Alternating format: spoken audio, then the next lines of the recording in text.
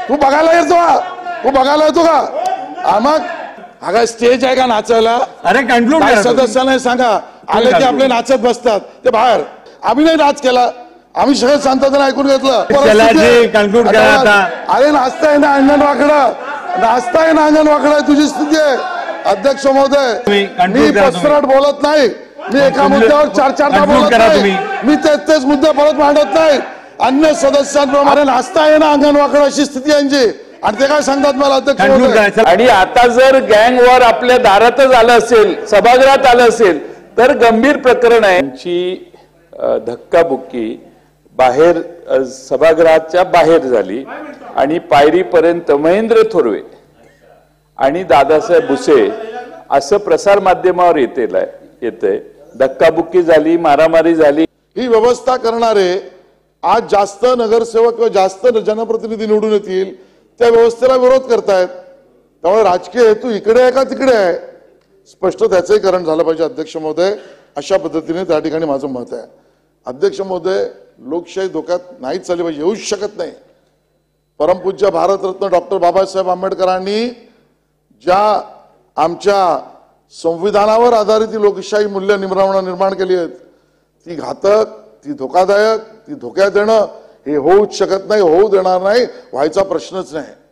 पण अध्यक्ष महोदय, ज्या वेळेला हा मांडला जातो की आपल्याकडे सभागृह किती चाललं, आपल्याकडे चर्चा किती तास झाली, आपल्याकडे बिलावर चर्चा किती तास झाली, तेव्हा भास्करराव 2.5 वर्षात आपलेच नेते मुख्यमंत्री असताना किती दिवस सभागृह झाले हे तर सांगा.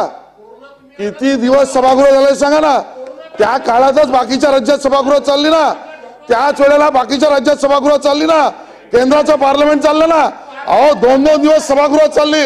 आता तुम्हाला त्रास झाला, त्यावेळेला लोकशाही धोक्यात नव्हती, त्यावेळेला लोकशाही धोक्यात नव्हती. अध्यक्ष महोदय, आणि त्यावेळी अध्यक्ष महोदय दुसऱ्याकडे एक बोट दाखवताना 4 बोट आपल्याकडे येतात, स्पष्ट केलं पाहिजे. अध्यक्ष महोदय, अध्यक्ष महोदय, त्यावेळेला लोकशाही धोक्यात नव्हती आली, त्यावेळेला बिलावर चर्चा नव्हती झाली, त्यावेळेला लक्षवेधी नव्हती झाली, त्यावेळेला प्रश्न झाले नव्हते.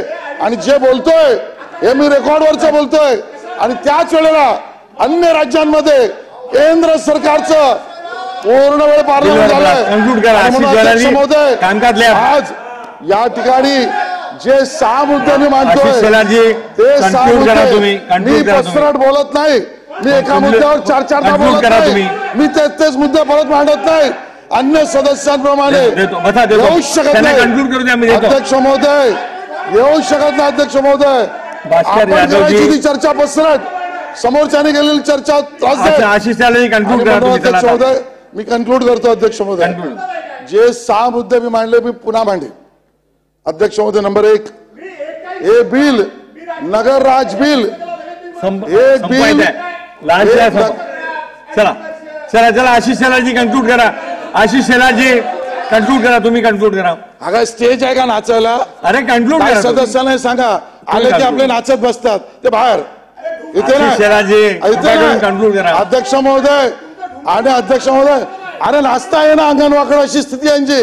आणि ते काय सांगतात मला अध्यक्ष महोदय? या ठिकाणी अध्यक्ष महोदय, मी जे 6 मुद्दे मांडतोय ते बिलावर बोलतोय, मी पसरट बोलत नाही, तेच परत बोलत नाही, त्याच नावाने परत बोलत नाही. नंबर 1, हे नगर राजबिलाचा भाग आहे म्हणून ते केलं पाहिजे. नंबर 2, अध्यक्ष महोदय, त्या ठिकाणी अध्यक्ष महोदय, तुम्ही लोकशाही या सगळ्या मुद्दे मांडले तर राग नाही आला. अध्यक्ष महोदय, आम्ही शांततेने ऐकून घेतलं. अध्यक्ष महोदय, आम्ही नाही नाच केला, आम्ही सगळं शांततेने ऐकून घेतलं. आणि अध्यक्ष महोदय, अरे तू बघायला येतो का? तू बघायला येतो का? मग अध्यक्ष महोदय, आणि नाचताना ना अंगण वाकडं, अरे नाचताय ना अंगण वाकडं, नाचताय ना अंगण वाकडं तुझी स्थिती आहे. अध्यक्ष महोदय, चला बसून योगेश सागरजी बसा, योगेश सागरजी बसा, तुम्ही बसा. आणि अध्यक्ष महोदय, मंत्री महोदय, ज्या पद्धतीने समर्थन करतोय मी, फक्त बिलाचे मुद्दे जे रेकॉर्डवर आहेत तेच मांडले. अध्यक्ष महोदय, एकही मुद्दा सांगा खोटा आहे, स्वतःचा काही मुद्दा मांडलाच नाही. पूर्ण गावभरचं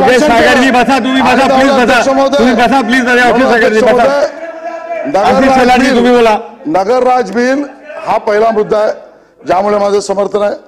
अध्यक्ष महोदय, नंबर 2, मुख्यमंत्री महोदय एकनाथ शिंदे मुख्यमंत्री झाल्यामुळे या परिस्थितीचा रिव्ह्यू ते करू शकले आणि म्हणून माझं समर्थन आहे. नंबर 3, मुख्यमंत्री एकनाथ शिंदे मुख्यमंत्री झाल्यामुळे त्यांनी जास्तीच्या सेवा आणि जास्तीचा विकास याचा विचार केला म्हणून माझं समर्थन आहे. नंबर 4, लोकशाहीमध्ये लोअर लेवल हायरार्की डेमोक्रेसी ही निर्माण केली पाहिजे ही केंद्र सरकारची अपेक्षा आहे म्हणून माझं समर्थन आहे. नंबर 5, ओबीसीचा कोटा आमचा संरक्षित होण्याआधी नेमक्या जागा किती आहेत हे कळलं पाहिजे म्हणून आवश्यकता आहे म्हणून माझं समर्थन आहे. नंबर 6, 1 नेशन 1 इलेक्शन यासमोर राज्य सरकारची भूमिका मांडताना नेमक्या निवडणुका किती हे ठरण्याची आवश्यकता आहे म्हणून हे समर्थन आहे. असे 6 मुद्दे भाषणात बोलायची पद्धत काही सदस्यांना शिकवा. पाटील साहेब, हरकत आहे. हरकत म्हणण्यापेक्षा पॉइंट ऑफ इन्फॉर्मेशन आहे की थोड्या वेळापूर्वी महेंद्र थोरवे आमदार साहेब आणि दादासाहेब भुसे मंत्री महोदय यांची धक्काबुक्की बाहेर सभागृहाच्या बाहेर झाली आणि पायरीपर्यंत महेंद्र थोरवे आणि दादासाहेब भुसे असं प्रसार माध्यमावर येते. धक्काबुक्की झाली, मारामारी झाली, काही शब्द हा दादासाहेब भुसेंसारखा एक नाही मगाशी आता तुम्ही तर अशी मारामारी झाली असेल तर त्याची माहिती घ्यावी आणि सभागृहाला अवगत करावी आणि संबंधित सदस्यांना समज द्यावी कारण हे गंभीर आहे.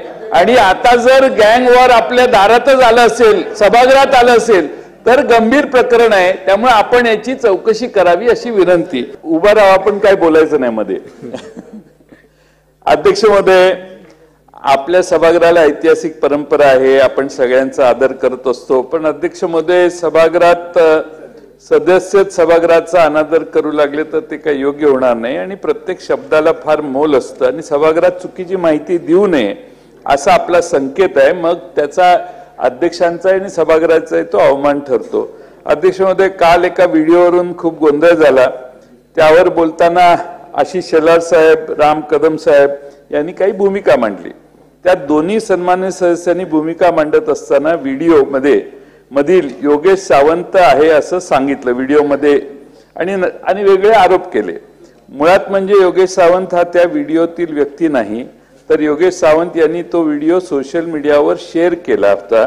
या दोन्ही सदस्यांनी दिलेली त्यामुळे ती माहिती चुकीची आहे. त्यामुळे केवळ राजकीय आरोप करण्यासाठी अशी चुकीची माहिती देऊन अध्यक्षांची आणि सभागृहाची दिशाभूल झाली.